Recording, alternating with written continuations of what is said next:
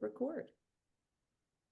Good morning, everyone, and welcome to our September Pitchmasters workshop, brought to you by Next, powered by Shulman Rogers, My Next Raise, and SeedSpot.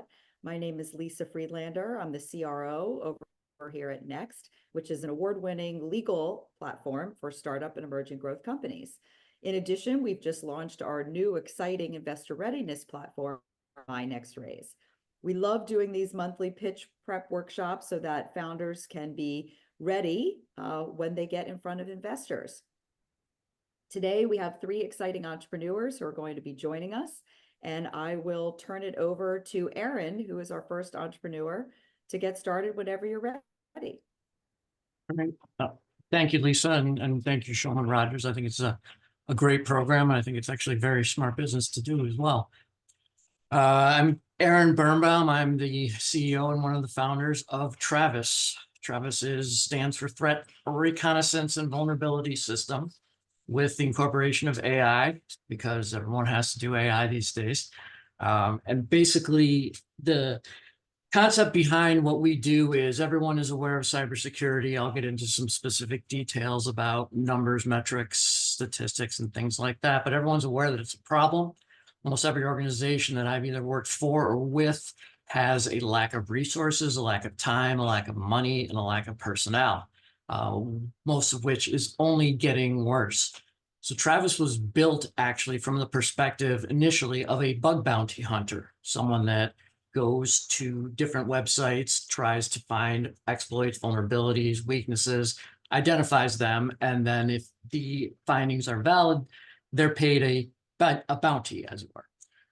We took that concept kind of to a whole nother level, because most of the tools that are available today all function in a similar way. The process is similar, the architecture is similar, and they're all based on, not all of them, but most of them are based on Nessus, which is an open source vulnerability scanning solution, but it's 35 years old. So it was built. Aaron, I just want to interrupt for 2 seconds, and my sincere apologies. I just wanted you to know you didn't share your screen yet. I don't know if you intended to, but we don't see a deck. That would be wonderful. I can absolutely do that. Okay. So sorry. No, please. I was just about to turn the page and it would have been much more noticeable. So we're good. So this is Travis. Again, Threat Recon Vulnerability System. It's got AI built in. So what we did is we built it. We started the creation of it. My partner started the creation of it as a bug bounty product, and I looked at it more as a corporate enterprise product, and we came to an agreement and ended up making it both. So that's really where we are. The biggest problem, as I said, ransomware attacks every 14 seconds, $265 billion in ransomware. 75% of the healthcare industry has been infected with some kind of malware. There were 7.6 trillion intrusion attempts in 2023. It's obviously a massive problem, and it's just gonna get worse. The biggest unaddressed issues are, number one is zero-day vulnerabilities. A zero-day vulnerability is essentially an exploit or a significant vulnerability that has been discovered for which there is no patch, there is no cure. It's new, it's previously not been discovered, and it's an enormous threat because currently there's not a lot of ways to defend against it. The other big problem is third-party vendor risks. You have your own house in order and everything's great, but one of your suppliers is bringing stuff in through the back door and you're not checking it. We have the solution, which again is Travis. It provides a comprehensive, proactive defense for any size organization. It can be small, medium, large, enterprise. And what it does is it functions like an attacker or like a bug bounty hunter. And it goes in and it tries to probe and it tries to find weaknesses and it pulls data down and it brings it in, and then we run it through our analysis engine. And our goal is to identify, prioritize, and then help you neutralize any threats or vulnerabilities that we discover. There are a number of scanners out there. There are a number of continuous threat models out there. There's a lot of different software tools. However, what we do and the way we do it is unique, and we have not found another provider in commercially available that can do the things that we do and that does them at the speed at which we do, and then takes them, runs them through some kind of process to prioritize what's the most important risk. You may have a very, very serious vulnerability, but it's only in theory. No one's ever actually, maybe they did a proof of concept and showed how it could be done, but it's not being attacked in the wild. And therefore that gets a lower priority. Whereas something that is kind of a medium threat, but we see a lot of people out in the criminal spheres trying to use that to attack different organizations, that's going to get a higher priority. We have compliance integration. We can integrate with any other tool. If you have a security SIEM or any other security suite of tools that you use, it's very easy to link via API, via JavaScript, object notation. Actually, I just messed that one up, but that's okay. Via JSON or text, or even copy to a clipboard. The other great thing about our platform is it's effectively silent. It only uses regular HTTPS traffic. And we've literally been on the phone with CISOs looking for our tool and they don't notice it, which is great because you don't set off intrusion detection devices, intrusion prevention devices. You don't have weird log files that your team in the back goes, what's going on here? I don't know what's going on here. It's silent. We've been testing it for 2.5 years and we've never had a complaint and we've never had anyone identify us. So I'm sure there are ways to do it. And I'm sure there's tools that we'll encounter. However, right now that's not an issue. We also can track and discover API keys, application, JavaScripts. We have partnered with 2 commercial and a number of open source dark web monitoring organizations. So we provide fresh updates of dark web disclosures every 24 hours. We also have some additional cybersecurity threat intelligence that allows us to tell you, hey, this is being exploited now. This is something that needs to be a priority. And then we do some other stuff, but it's kind of a higher level. And if you don't have a background in security, it probably won't make a lot of sense and I won't bore you. Our target market is a little bit more vast than most organizations will claim. However, we have had traction in almost every single one of our target markets: financial institutions, very large enterprises, small, medium businesses, healthcare, finance, e-commerce, and working with managed security service providers and penetration testers, and educational institutions. Our business model is straightforward. It's a recurring revenue model. We have different tiered pricing depending on your needs and your budget. We also offer consulting and professional services because we're security experts. We have a number of different partnerships from different organizations where we're cross-selling their products and services. They're cross-selling our products and services. We have an affiliate program in place that's doing very well. We're very happy about that. And we continue to innovate on a regular basis. As I mentioned, there are a lot to cut you off. Yep. You're over 7 minutes. And that didn't include me stopping you before. So my apologies. Okay. No, that's okay. That's okay. Just want to make sure that we give enough time for everyone. Okay, so I'm going to give you some thoughts. Please. Most importantly, your slides have got to be completely redone. Okay. They are unreadable, and they are unreadable for a variety of reasons, mostly because you have so much text on these slides. I don't think I've honestly seen slides with so much text on them. This deck is more of maybe a leave behind, right? If you're not presenting it and somebody is at their computer and they're actually have the time to read through the deck, but there's no way that I am listening to you at the same time I am trying to read these slides. It won't happen. And I'm not even trying to read the slides. I gave up instantly because 1, I can't see the words.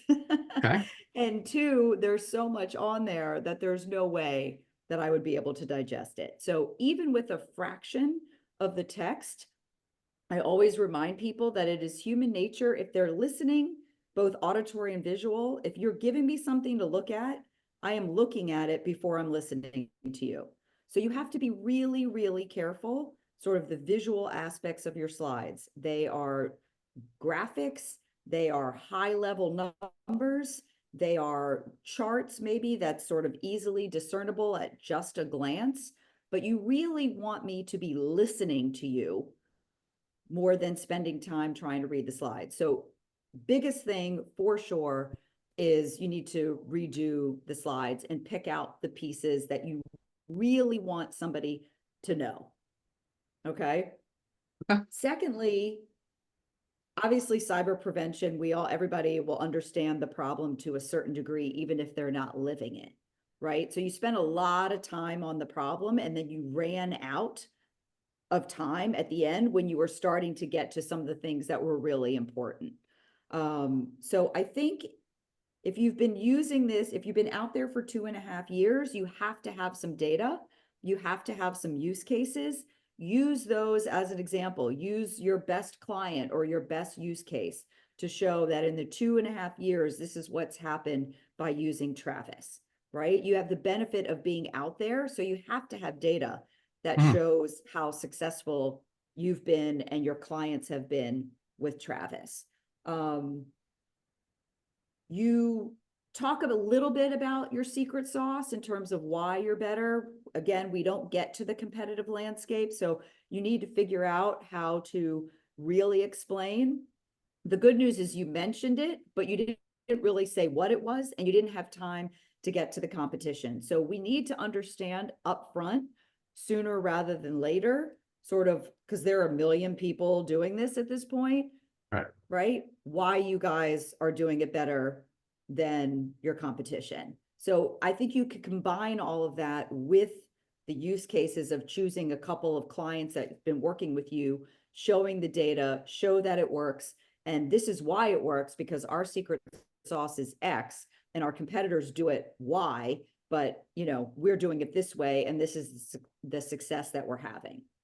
I have no idea what your traction is, what your revenue is, the number of clients. You've been at it 2.5 years. What are the number of clients? Who are they? Put the logos up there. You mentioned strategic partnerships, but you didn't go into it at all. Like, you need to demonstrate that if you've been at this for 2.5 years, you should have some really solid traction. And I don't know any of that in close to 7 minutes. I didn't hear any of that. And then one other thing that just was kind of you were about to go into something that I guess would be high level. So you said, I don't want to bore you sort of with high level stuff.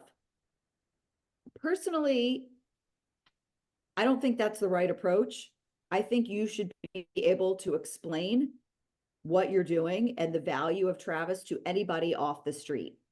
Now, I'm not saying you have to get into like the nitty gritty and all that, but you should be able, if I'm an investor, obviously I'm interested because maybe I'm in the cyberspace or maybe I'm not, but I think that you should be able to explain the value of Travis sort of to anyone. And then of course, your audience. And if you're with an audience that's more technical, then of course you can get into things that are more technical. But I don't think saying that does you any favors. It could be a little patronizing to some, on the one hand. And then on the other hand, again, I think that this shouldn't be boring to anyone. This is a major problem that, companies face on a regular basis. That costs billions and billions of dollars. So I don't know. I just didn't love that comment. And I don't think that it really serves you in a positive way. And then of course we didn't get to the team, which is another super important. Who are you? Who are the people behind Travis? So I think you need to streamline your story. I think the slides need a lot of work.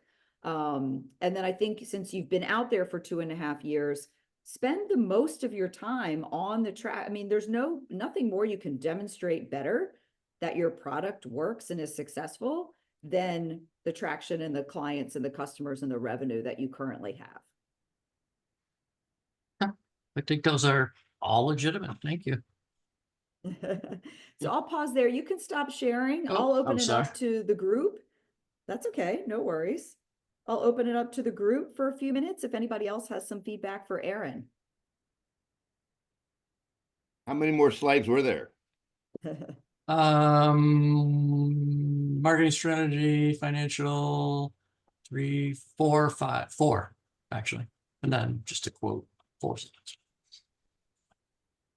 Yeah, so you didn't get to the good stuff. Yeah, go ahead. I'll jump in for a couple of quick comments. First, I agree with everything that Lisa said, and too much text on the screen. The rule of thumb for pitch decks that I always tell people is 10, 20, 30. You've got 10 minutes, sorry, you've got 10 slides, 20 minutes maximum, and 30-point type should be your minimum size. That leaves little enough on the page that people aren't reading over instead of listening to you. At the very beginning, it sounds like you actually have some AI or at least some ML stuff that's part of your thing. But at the beginning, you said, "Oh, we've got AI because everybody has to have it." That sounds like it's an afterthought. If your product is actually built around AI and is using it effectively, don't throw away that advantage by being folksy about it. Great point. There was a line at the bottom of one slide, and the whole deck reads more like a sales deck than a pitch deck.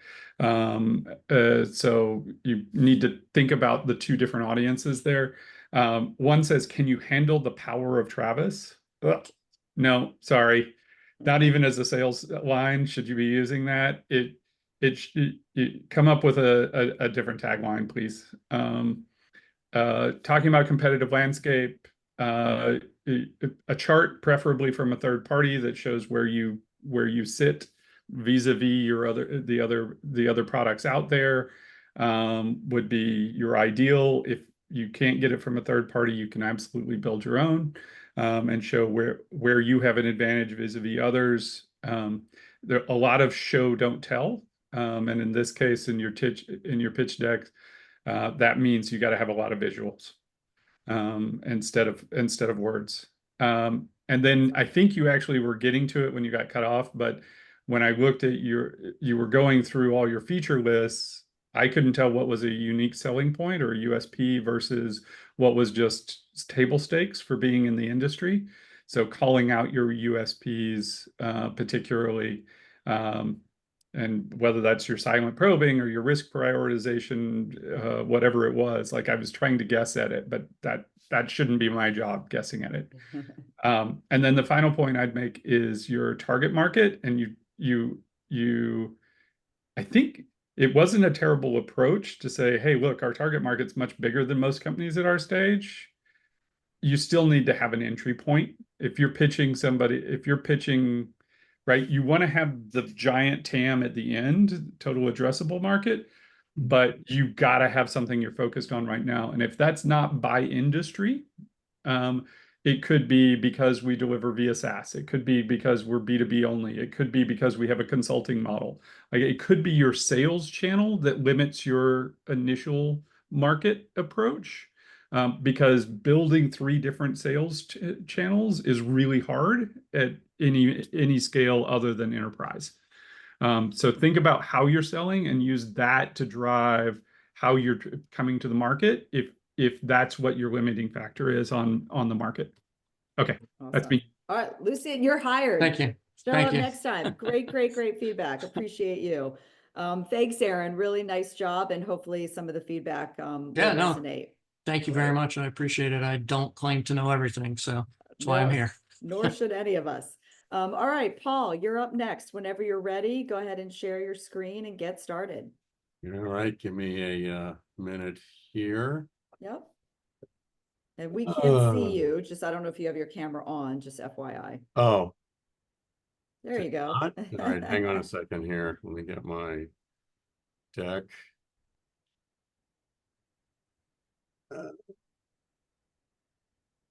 I can tell, Lucian. Lucian, is that how you pronounce your name?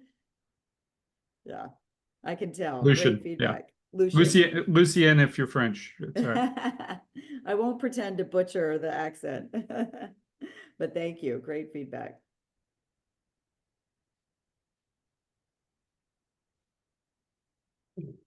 Okay. I think I have to move. All right, All right.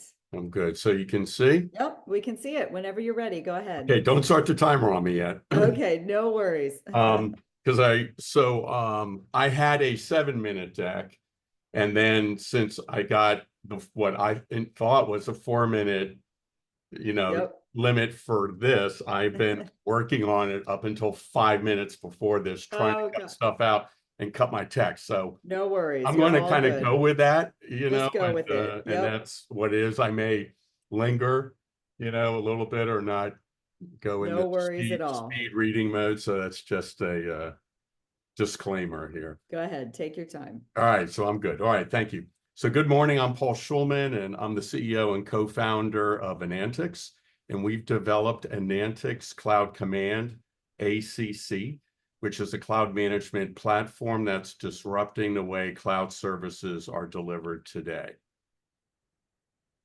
I'm sorry. Okay.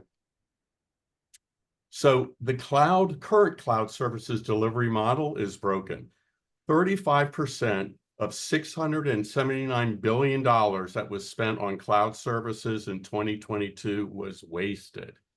So why is that happening? So provisioning and managing cloud services is very complex.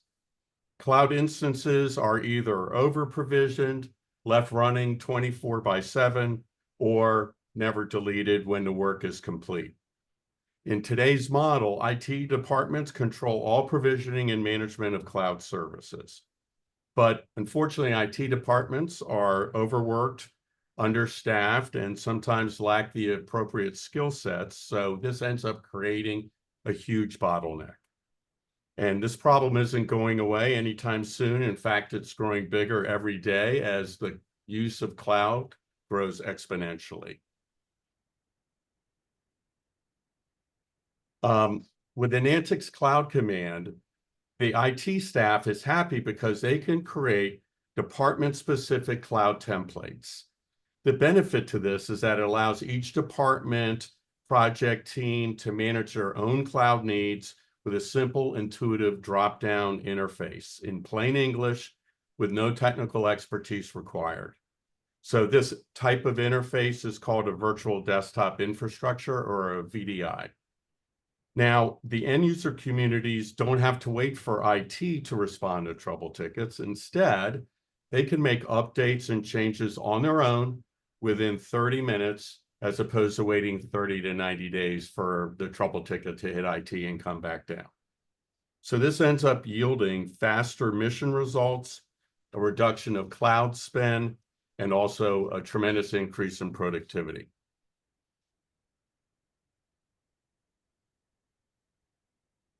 So the global cloud systems management software market is $31 billion. The US market is approximately $13 billion, and Anantix's SOM is $1.3 billion.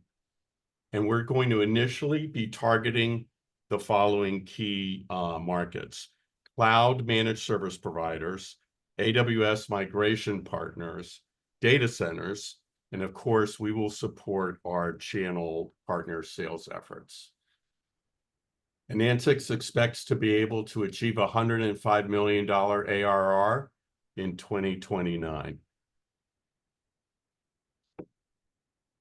We've made significant investments over the past couple of years in order to achieve a general availability product. We were very excited to make our first sale to the DoD's Chief Digital and Artificial Intelligence Office.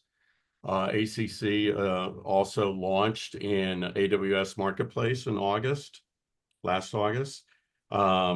We have filed for 2 patents, which are pending review. We have a very strong relationship with our biggest strategic partner, SMX, formerly known as Smartronix, who have baked our platform into the foundation of 2 of their primary new offerings. We have active deals in a pipeline with them. We also have two companies looking at proof of concepts. One does quantum simulation testing in the transportation market, and another is a large, well-known SI in the area. We will also be implementing a Gen AI wrapper in the coming year to make provisioning and utilizing cloud services even easier. We have an established company that has a team that have worked together for years, and we're ready to take Anantix to the next level.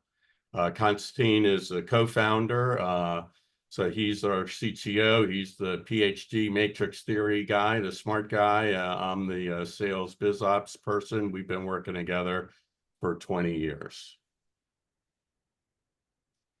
We are seeking $3 million as our ask. I would say the highlights of what our company has achieved is we have a better VDI than Citrix and VMware. We have existing sales. We have a strong relationship with AWS, which should lead to the generation of new and continued sales. We also have a growing SMX relationship that is also growing exponentially, and we have an experienced team. So at the end of the day, Anantix ACC gives you the cloud resources you need when you need them. AKA, we are democratizing the cloud service market. The end. Awesome. Nice job, Paul. You're just about 5.5, a little bit over 5.5. So perfect timing. Yeah, that was without Thank my you for speed that. reading, my 4-minute speed reading. Well, so, okay, so it's funny that you said reading. So one of my pieces of, Yes. of feedback, and I Yeah, get that because you said it at the beginning. Yeah, you right. can go ahead and stop sharing. Yeah, I'm trying to figure Although out. we all want to now go to Old Brogue Irish Pub because beer sounds pretty good right now. You know, there's a meeting there There you next go. week. All right, There where you am I? go. Why can I not? You can Where just am I? click stop share.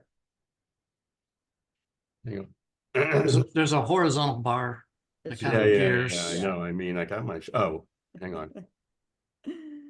I have Zoom. Why do I not? Constantine, where the heck do I unshare? Here, I can do it. Lisa, you can. Yeah, Yep, kill it. there we go. So obviously, you were preparing, so you did come off as reading. Yeah. The tempo didn't bother me as much. Maybe it was a teeny bit fast, but yes. So obviously, when the time comes, you don't want to come off as actually reading. I Yeah. thought your slides were really well done. A few of them had a little bit too much text, but Aaron, like this is kind of like what we were talking about in terms of just being able at a glance, you want to be able to discern what the slide is saying so that 99% of your effort is going to listening to the speaker. So I thought your slides actually generally looked super clean. My feedback generally is, and granted, this is not my area, but I do understand cloud services and, and I understand a little bit about the problem that you were mentioning. You were talking about waste. I didn't really understand. I got that there was waste, but I didn't really understand why there was waste. At the very end, your tagline that you said, democratizing cloud access. Yeah. Bring that up into the front. Like that would set the stage for me to at least let me understand a little bit more about what you're trying to do and why it's so different. I just didn't really get the solution. I didn't really get the problem in terms of, I don't know what the money, you said all this money is wasted, but I didn't really understand why. And maybe only an IT person could, but I'll say the same thing that I said to Aaron, which is your job as a founder of this company is to be able to explain it to your grandmother to some degree, right? You need to be able to give an elevator pitch to somebody that doesn't understand this stuff to really have some understanding of what you're doing differently. And I didn't really get that. So you didn't talk about competition, where you fit in. You talked about sort of your traction, which is great in terms of AWS and SMX. Is that your path forward? Is that your go-to-market strategy is more B2B in terms of, or is it more going directly beyond AWS to their ultimate customers? Or are you leveraging the cloud providers? So trying to understand that a little bit more, I think would be helpful. One of your slides says you're going to be 105 million in 5 years. As an investor, unless you're going to really walk me through that, I'm disregarding that. I don't know what your current revenue is, and I have no idea what your go-to-market strategy is. So if you tell me I'm going to get to 100 million without telling me why, or how, I'm just ignoring that. Of course, you always have to make projections, and but we need to understand your thought process of what those assumptions are and how you're actually going to get there to lend credibility. Otherwise, we just kind of tune out. You did talk about the Samsung and all that, but I didn't really understand who those people were in your service address, your obtainable market. And again, sort of a little bit more about your go-to-market strategy. The team was great, a little wordy on sort of understanding sort of who each person was, but at least we got to see the team, which was important. And then you're asking for 3 million. One of my feedbacks always for people for their ask is, you didn't even do this, but most people will do, I'm spending X percentage on this and X percentage on Y, which you didn't do, which is fine. But you said, I want 3 million, and then you gave me your achievements to date. The achievements to date really belong up in the traction piece. And then I want to know your 3 million, how's that going to get you close to your 105 million? Like, not how are you going to use it, but what is it going to do for you? Right? So with $3 million, we expect these parameters to go from X to Y. Does that make sense? Yeah, no, that's all good. I mean, and then maybe a lot of that, indication of sort of an overall exit strategy to some degree. Right. Yeah. And some of that was, the slides I deleted, in my 7-minute pitch, right? I've got competition and, and a little more time to elaborate, but you can't, no matter how much time you have to get these core pieces in. Yeah. You have to. You may not be able to spend a lot of time on them, but you have to get to them. Right. Yeah. And like on the 3 million, I actually changed the box that said, what are we going to do with the money, right? And 18 months, here's what we're going to do in 18 months with the 3 million, and I decided just to say, hey, no, I get that. I mean, not a good decision. No. And look, when you're pitching with people, you're going to get a million different pieces of feedback. Yeah. It's pure. It really is. It's very, very subjective, and it's based upon, the person's experience and with these types of things. So your job as a founder is to take all of the feedback and just figure out what resonates with you. Not all of it is going to, right? You're going to agree, you're going to disagree, and you just implement what resonates with you. Yeah. Personally, when I see the ask slide, we're raising 1 million, we're raising 3 million, and it says with a pie chart, we're spending 50% on marketing and 20%.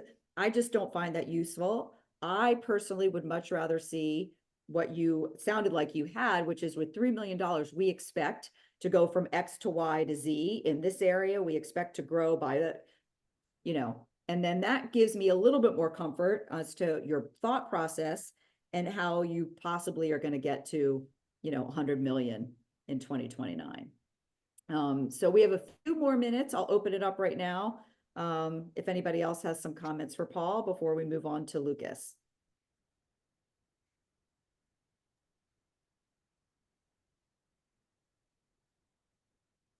Okay. All right, I'll jump in again. Go ahead. I wanted somebody else do it I'm ready. But I'm going to reinforce the ARR slide, and why you expect to reach 105 million or whatever is way more important than what you expect. Everybody makes up numbers, but being able to show why what your thinking is critical to that same thing. I didn't get a sense from this. And by the way, just as background, I just spent 2.5 years running global partnerships for AWS for the gaming sector. So I'm coming from the opposite end of expertise on cloud here. But I didn't get okay, who are you actually selling this to?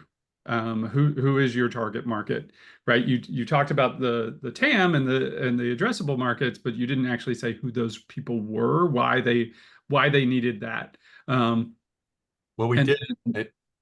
So like, we did have the key markets, right? Like AWS Migration Partners and yeah, data. so those are all resellers though. So that made it sound like what you're actually doing is enabling other people to be the intermediary between AWS and their customers, right? Yeah. So you're a tool set behind the intermediary who's doing this, which means that you're actually doing B2B to E or B2B to B sales, which is which is hard, but totally viable. But also it limits who you're talking to a lot of the time. And so from a business standpoint, rather than from a pitching standpoint, it's pretty critical that you establish, hey, we've got these relationships. Well, from both sides, you've got the relationships. We know how to go pursue more. You mentioned relationship with AWS. I don't know whether you mean that as a reseller, as a partner, or intermediated via this other path. AWS has Many many, access points. yeah, let's just many attachment points, and the left hand has absolutely no idea what the left index finger is doing, much less what the right hand is. Yeah. Just I would want to get deeper in that, and then I ask Lisa's feedback on this. You gave an ask for how much you're raising, but you didn't say at what valuation. And for me, that's as an investor, that's a super critical piece of information. It was like 3 million on 300 is a completely different that ask just than 3 depends million on whether it's a safe or a node or what the, yeah, so just a if you tiny would bit just, more information there on if you in would put terms the of terms if you're actually, right. and super Dave? compressed thing. You did a great job. I thought most of your slides were great too. The other thing that you'll get a lot of raised eyebrows on, other than relationship with AWS, if anybody knows AWS, is you said you're 2 patents. Patents can either be awesome or meaningless. And it really depends on what kind of patent they are, where you are in the process, right? So if they are actually valuable patents, if they are technology patents, not business patents, and they create some sort of moat, show why there's a moat. Right? That's the idea behind a patent, is you're keeping other people from coming in. So talk about the thing that it delivers rather than the thing that you've done. Actions are much less important than outcomes. Yeah, very good. Awesome. Thank you. All right. Thanks, Paul, for participating. All right. Lastly, we have Lucas. Lucas, feel free to share your screen and get started. I'll share the screen later. Again, I apologize in advance, everyone, because my Zoom is just crashing and it does that to me all the time. So hopefully it doesn't crash during this presentation.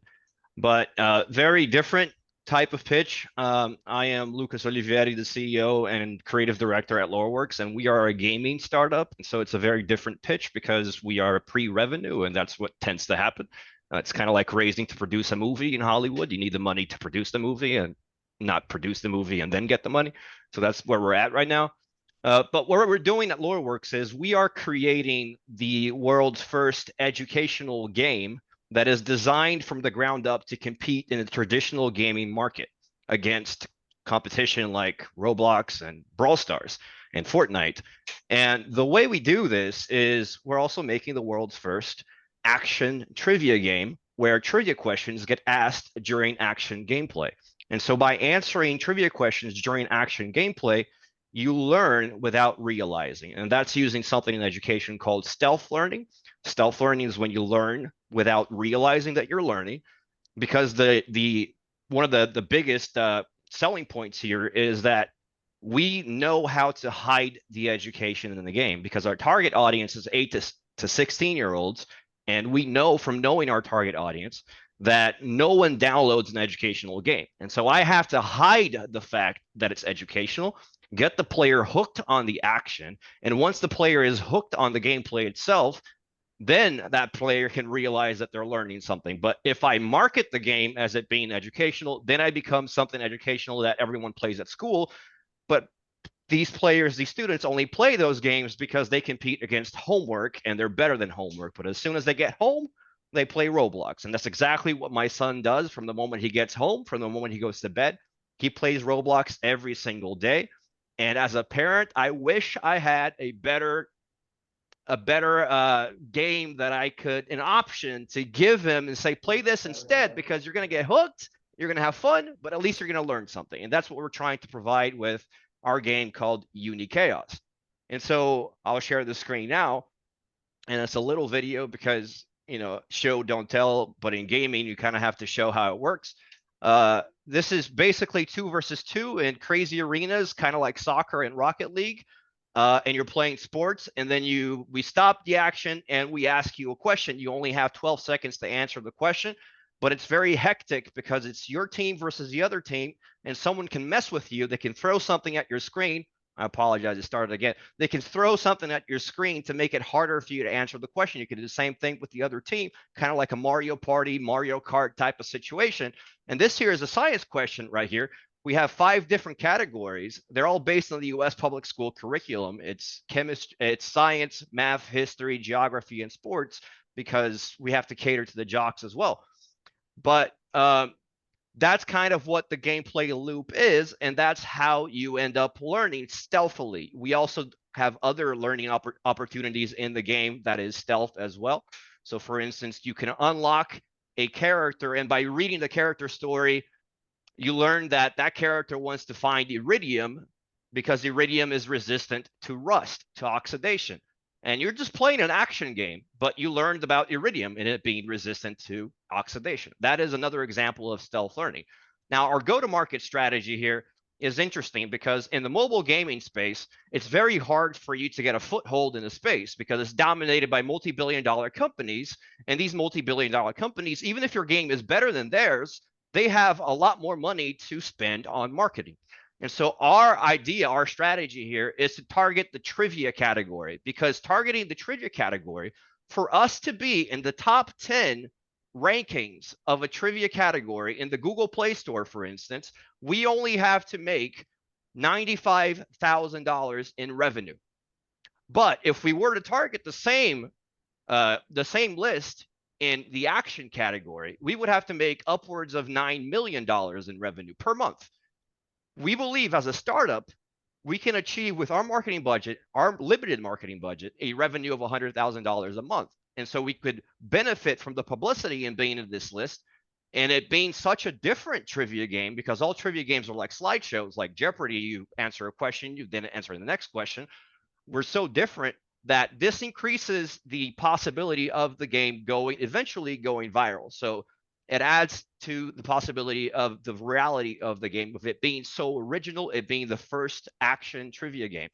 And now our ask, we're raising $2.5 million for 20% equity stake. That places the valuation post money at 12.5 million. And the usage of this money is about $813,000 for development of the game towards global launch, and then the post-launch support, and about $735,000 for the first year marketing budget. In terms of the team, we have 4 co-founders, and we have a lot of educators, basically. So I have 8 years of experience as an educator teaching private English classes to our target audience. And so I really, really know the target audience very, very well. And we also have an educator that works in the public school system in the United States. And so she brings a perspective from the classroom. She knows the collective, I know the individual. And so we really know the target audience very well. And we've been modders in gaming for a very long time, but this is our first actual game. But we're making a game that we believe only we can make. We want to be Duolingo, but for general knowledge, and then using actual gameplay to teach general knowledge. that's about all I can say in 5 minutes and 30 seconds. Awesome. Well, it's actually closer to 6 minutes, but you did it. There you go. There you go. Sorry, I know it's very different from other startups. I understand. No, not at all. I actually think it's a super cool concept for sure. I mean, my son is, I would think would probably be a great user, loves trivia and loves those kinds of Fortnite kind of games. So I think merging the two is super interesting. I think merging the two and not going after ed tech, sort of not pigeoning yourself as an ed tech play, but more as a, just pure on video game. Yeah, Is absolutely. In interesting. fact, Ed tech, I only say the education part to possible Yeah. investors. Like none of the Exactly. education stuff is public at all. We hide it completely because we know that is like bug spray for our potential our audience.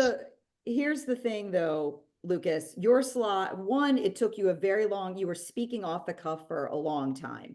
I think too long, in my opinion. If you want to speak and introduce yourself and your company just generally before you get into your deck, that's fine. But you talked for a long time and you even had me wondering if you were even going to have a deck at all. So it just comes off as not prepared. And I get that you're pre-revenue, but it made it sound like you're more in idea phase. And I just don't think you're doing yourself any favors. The text, your slides also need to be redone. They were way too heavy. I personally don't like the black background. I find it harder to read. You need to break them up and clean them up and streamline it. I actually think if my feedback overall for your whole pitch, everything is there. All the elements that you need are there, but it needs to be told in a better story. It needs to be streamlined. You're a little bit all over the place and the slides didn't help because they were so text heavy. So I think you need to just have a better story in terms of beginning, middle, and end. The watching the video was helpful, but also not helpful because it was very chaotic and it was a lot going on at one time. And then you threw in the paint splat because your opponent can interfere. Like, I think it was distracting. I don't need to know sort of the ins and outs of the game at that level. You've already told me kind of what it is. I think that's really cool. Maybe you roll one sort of very short 10-second, 15-second video clip of a game actually like you had it with the science question. I liked that. It gave me a visual into the game, but I think it went on a little long and with the paint splat was a little bit, I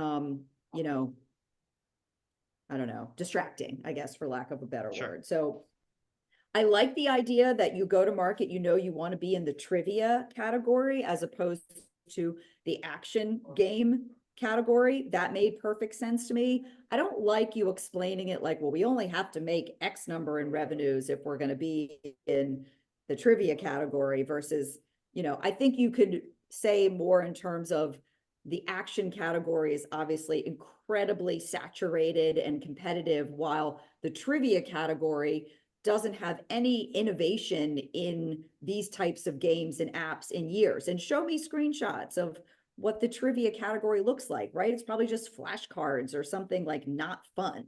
So I like the idea of going after the trivia category, but I don't like the way that you explained it. Secondly, in terms of your pre-revenue, and then you also claim you're going to be $100,000, a month in revenue. I don't know how you're going to do that. You don't tell me how you're going to do that, any of that kind of thing. And then lastly, we already talked about the slides, so I'm not going to go through each slide. Just generally, all of your slides need to be reworked. And then the last thing is more of advice from working with startups and seeing sort of how they raise and whatever. I don't know why you're doing a price round at this stage. You should do a safe. And I don't think you're anywhere close to being a $12 million company, hence do a safe and not a price round. And I think you may need to start with a smaller raise than going right out with 2 million. Now, obviously the market will speak to that. If you get it, more power to you. But I think you should be prepared to not getting that and reducing it to sort of what do you really need to get this MVP out there and learn some lessons. So overall, that's sort of my feedback. I think it's a really, really exciting concept.